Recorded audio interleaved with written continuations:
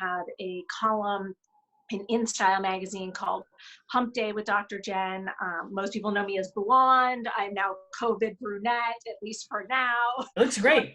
My colorist, thank you. I'm getting back to my roots.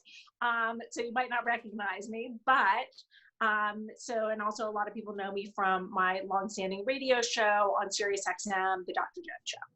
So you mostly do deal with like couples, like relationships, right? I do everything. I do individuals, couples, family, you name it. I wrote my doctoral dissertation on eating disorders and weight loss and intuitive eating. I do a lot of couples work, family work, all that sort of stuff. Most people kind of know me for my work with celebrities, especially from the shows that I do, but I have a pretty diverse practice. Speaking on celebrities, just latest on the news, like Ben Affleck and Ana de Armas broke up like yesterday, and there's like a lot of celebrities who broke up in 2020. I've been reading a lot of articles. We just saw the Bachorette. Claire yes. Just announced the breakup. Yeah, a lot of breakups going on. I was reading articles, like, in your opinion, I've seen articles saying there's more breakups, and I've seen another articles like less breakups in 2020 because of COVID. What's your opinion? Are there more breakups or less breakups because of COVID? I get it. I'm seeing a lot more. I'm seeing a lot more couples in distress, a lot more couples breaking up, a lot more people. There's a huge contingent of people who I'm seeing make the decision during quarantine that they are going to leave a relationship or get a divorce, but they're waiting until quarantine is over to pull the trigger on it. So there's kind of this other subcategory that you may not see any statistics on because it hasn't popped yet, but it definitely will after all of this is over. Are you saying there's like the divorce breakup bubble coming soon? Oh yeah. There definitely is. I can say this with pretty good certainty. And also, look, what we know from Wuhan, China, was that after their quarantine ended, that there was a huge spike in divorces. And I think that a lot of people think there are a few factors. I mean, first of all, when you're stuck in small quarters with people, with your partner, any cracks in the relationship tend to come out. They tend to be heightened.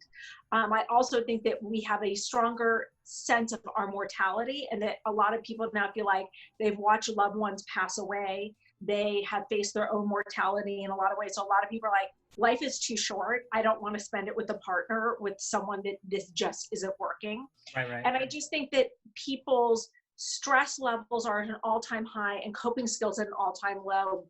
A colleague of mine went for a walk around the block and in her neighborhood with masks and the whole thing. And she said that in a 1 block circle, in a 1 block radius, she heard 2 separate couples from separate homes screaming at each other so loud they could be heard from the street, which to me is really summarizes like our experiences as couples in COVID. And I think that most couples are really struggling to keep their relationship with good communication, respectful communication, and love.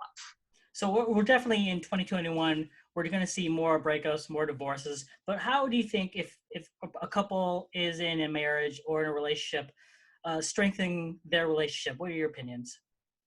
Well, first of all, communication is key. And I think that a lot of couples right now are really triggering each other again. Small, close quarters, high stress, lots going on, kids at home on Zoom, juggling a lot. A lot of people are out of work, facing economic uncertainty, really struggling. So all of these stressors tend to exacerbate any cracks in the relationship or any struggles. So the first is to be aware of what your triggers are, when you're getting triggered. I like to think of, if you think about your anger and your frustration, let's go from 0 to 10.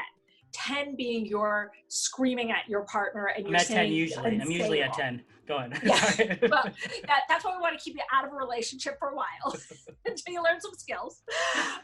And 0 being like you're totally calm, cool, like hanging on the couch, feeling good. You want to look at what is that point of no return. Like as your anger mounts, as your frustration mounts, and we all have, our frustrations on a day-to-day basis, you want to be taking your temperature. You want to go, okay, what is that point of no return? For a lot of people, maybe a 7 or an 8. Let's say yours is an 8. What you want to do is be taking your temperature and checking in and going, okay, where am I on this scale right now? Okay, you know what? When you get about 2 points lower than your breaking point, So if you're an 8, when you hit a 6, it's time to take a timeout. I really like timeouts for adults. I don't like them very much for kids, which is a whole other thing. But to be able to say to your partner, plan it in advance. Hey, I heard this therapist talk with Ryan Fu, and she recommended couples take a timeout when things are getting too heated. Because what happens is if you're too hot when you have the conversation, it's not going to be productive. It's a waste of your time. People just get their feelings hurt. People say terrible things to each other. Take a timeout. When you hit a 6, hey, I think I'm too worked up to have a productive conversation. Let's take a break. Let's meet back in the kitchen an hour, or let's sleep on this and talk about it in the morning. You're not abandoning your partner. You're not screaming and running out the door, but saying, hey, I'm too hot right now. Like, I can't talk about this right now, but I do want to work this out. Let's talk about this later. So she's about to throw that beer bottle at me. I'm like, let's take a time out here. 2 points below the beer bottle throwing. That's when you want to take the time out. Beautiful. Since the COVID lockdown, the dating scene is, I know I'm not sure if you're dating right now, but like the dating scene. I'm 7 years in a relationship, but there's no dating going on. Oh, congrats. Yeah. But the dating scene, like with me, it's like literally like, hey, can we just talk online like forever?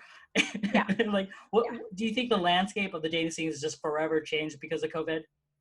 I think it's changed for a very long time, because now what we have to do is we figure out, do I want to share air with a person? It used to be, do I want to share bodily fluids? Now It's, do I want to share air, and what are the risks of this? And someone's got to be pretty spectacular on more than one level, not just hot. It's hard for guys. We're like, oh, she's talking to me. Okay, she's interested. That's good enough for me. Exactly. But really, I posted a meme on my Instagram at Dr. Jenn Mann, 2 ends on Jen, 2 ends on Man. At the beginning of COVID, a woman had posted, I thought it was really great. And she kind of said like, hey, dating is going to have to change. Like, now it's going to be like, you got to court me. You got to talk me through. You got to convince me you are worth me taking a risk for. Write me a poem. You got to really do it up now. And I do think that you're saying like not a Big Mac is like a Big Mac and like a Starbucks is not cutting it for y'all anymore. Absolutely not. Absolutely. The standards have changed. Oh no. Time to come. Like, do I want to risk my life and share air with you? Especially, it depends on where you are in this country, but where we are, 1 in 3 people in Los Angeles County has COVID, and the ICU beds are pretty much gone. So are you worth taking that risk for is a big, important question to be asking, even for a distance visit, because this new variant is 70% more communicable. So you really have to think about, is this worth it? So are you saying like hookups and the one-night stands are just totally just gone forever? I think they're gone for a long time to come. I think that there's going to be a lot more video camera action, if you're following me, for a while. This is going on. Just on the celebrity side, since a lot of divorces and breakups, for example, Olivia Wilde, Megan Fox, they're dating a lot of younger gentlemen now. What are your thoughts of the whole phenomenon of older women going for younger guys now?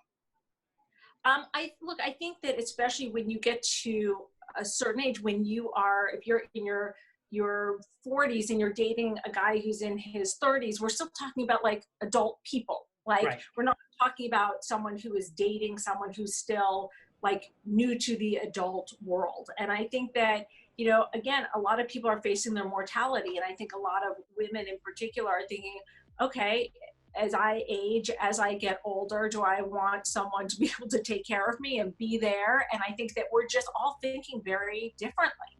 And we're thinking about who we want by our side. And I think that a lot of the old rules, we can just kind of throw them out and say, it doesn't matter what someone's age is. What matters is what they bring to the table. And it's not just how cute you are, but also how supportive, how loving, how kind, what you have to offer. Beautiful. Just on your side, like, what are your projects in the works? It's 2021. What's going on with Dr. Jenn Mann? Well, look, it is a very weird time because nobody's filming anything. So right now I've just been doing a ton of expert work. You can catch me on TMZ, you can catch me on Home and Family, you can catch me on E, you can catch me on a million different shows talking about these kind of issues. Every week you can catch my InStyle magazine column, Hump Day with Dr. Jenn, and I write about all kinds of really interesting relationship issues. People send me letters and I respond. Got my book, The Relationship Fix, my other book, Super Baby, an A to Z guide to raising happy, confident kids. I'm always writing. I'm starting to work on my next book project, which I'm very excited about. And so, just follow me on social media, and I'm always posting what I'm doing and where I'm going to be next. And just lastly, what's the last kind of like opinion you could give to couples? I think one thing to be really aware of that's very unique to COVID is that I think about couples on the scale of kind of COVID kind of caution. And if you think of it on like a 0 to 100 scale, that like 100 being the most cautious and 0 being like, I run out the door without a mask and, lick the street. Like, I don't care. So this guy. That we are all somewhere on that scale. And we have to look at where we are and where our partner is. And I think it's important to defer to the person who's more conservative. And that when there is a gap, because also look, if you don't and you make a mistake, it could cost your partner their life. Right. And I have to say, I have a lot of doctors in my practice right now and a lot of doctor friends who are putting people who are in their 30s and 40s on ventilators, and a lot of them are not making it, people with no pre-existing conditions. So we're in a new era, and I think that it's important to honor our partner's comfort. If we're sharing a home, if we're sharing air, if we're sharing a space, and that difference, let's say you're a 90 and your partner's a 95, that 5 points can cause a lot of conflict, and it's important to really utilize good communication to fight fairly and to really communicate things even when you're triggered in a loving way. And if you can't do that together, then bring in a third party, a mediator, a friend or family member, a clergy member, a therapist who can help you work through these kind of difficult moments. Gotcha. If people want to get your advice, hit you up for your relationship advice, where would they hit you up for? Follow me on social media, and while I can't answer questions on there, I do answer them in my InStyle magazine column, and I'm always posting information there, and you can throw me questions on like Instagram. My Insta is at Dr. Jenn Mann, 2 N's on Jen, 2 N's on Mann. I'm also on Twitter and Facebook and Snapchat and all that sort of stuff. Beautiful. I'm going to put in the comment section below all your links and all your profiles. Thank you so much, Dr. Jenn Mann, and to stay safe out there. You too. Take care. Bye.